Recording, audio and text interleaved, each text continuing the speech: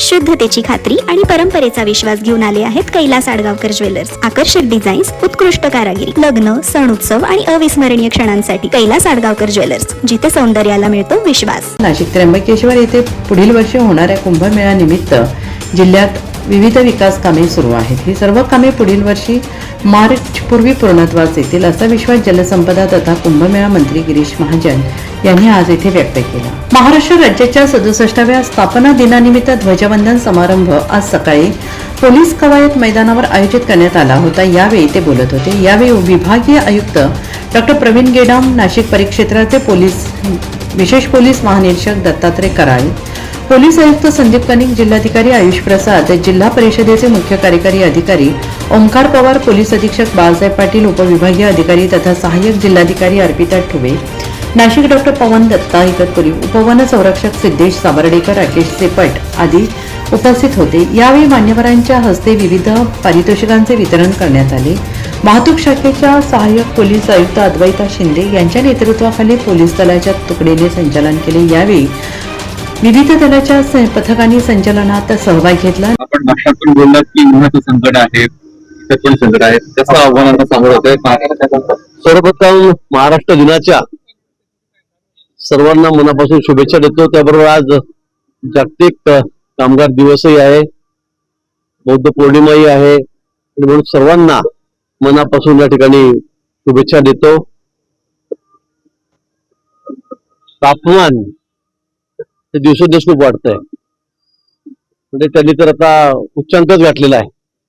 काल परवापर्यंत जवळपास 27 पर्यंत तापमान विदर्भामध्ये असेल, उत्तर महाराष्ट्रामध्ये असेल, ते चाललेलं आहे आणि त्यामुळे खूप काळजी घेण्याची सर्वांना गरज आहे।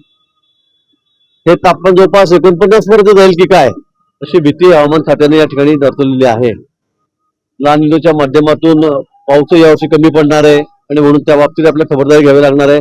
पण उन्हामुळे अनेक लोकांना त्रास होत आहेत। हॉस्पिटलमध्ये आम्ही सगळ्या सोयी सुविधा उपलब्ध करून दिलेल्या आहेत। त्याचबरोबर सगळ्यांना सूचना देण्यात आलेल्या आहेत, विशेष करून लहान मुलं जी आहेत, ज्येष्ठ नागरिक आहेत, आजारी असतील, त्यांना काही जुना त्रास असेल, अशा लोकांनी दुपारी 12 ते 4-5 पर्यंत बाहेरच पडू नये घराच्या, ही खबरदारी आपण त्या ठिकाणी घ्यावी। लोकसहभागातून सुंदर नाशिक, स्वच्छ नाशिक आणि हरित नाशिक ही आमची संकल्पना मागची आहे आणि सगळ्या नाशिककरांचं यामध्ये योगदान पाहिजे। नुसतं शासन करेल, प्रशासन करेल, कर्मचारी करतील, तर या बाहेर जाऊन आम्हाला नाशिक शहराला नंबर 1चं शहर करायचं राज्यामध्ये, हे आमचं स्वप्न आहे आणि ते होऊ शकतं। कारण इथलं क्लायमेट, इथलं वातावरण, इथले सगळ्याच धार्मिक असेल, आध्यात्मिक असेल, सगळ्या दृष्टीने, शैक्षणिक दृष्टीने, औद्योगिक दृष्टीने सगळ्यात अग्रणी असं शहर आज आपलं आहे। लोकांची पसंती सुद्धा नाशिक शहराला, नाशिक जिल्ह्याला या ठिकाणी आहे आणि म्हणून मला वाटतं की यामध्ये लोकांचा सहभाग असावा। फक्त शासन प्रशासन करता आहे असं नाही, तर हे शहर माझं आहे, हे आमचं शहर आहे आणि आमची काही जबाबदारी आहे।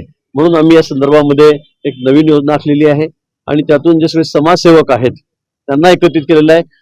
स्वतः त्यांनी सगळ्यांनी फॉर्म भरून दिलेले आहेत आणि अशा हजारो स्वयंसेवक तयार झालेले आहेत आणि मग वेगवेगळ्या वेळी, वेगवेगळ्या दिवशी, जसं गांधी जयंती असेल, महाराष्ट्र दिन असेल, कुठले वसुंधरा दिवस असतो, पर्यावरण दिन असतो, या सगळ्या दिवशी वेगवेगळे कार्यक्रम आणि दररोज चालणारे कार्यक्रम या संदर्भामध्ये आम्ही वेगवेगळ्या विभाग त्या ठिकाणी केलेले आहेत आणि या माध्यमातून सगळ्या नाशिककरांची जबाबदारी आहे। सगळे समाजसेवक आहेत त्या शहरामधले, ते व्हॉलंटियर्स आहेत, ज्यांना वाटतं की मी काहीतरी केलं पाहिजे, अशी तरुण आहेत, वेगवेगळ्या संघटना आहेत, यांनी मिळून आम्ही सगळ्यांनी तर आमच्या नाशिकसाठी हे सुंदर, स्वच्छ आणि हरित कसं होईल त्यासाठी आमचा प्रयत्न आहे।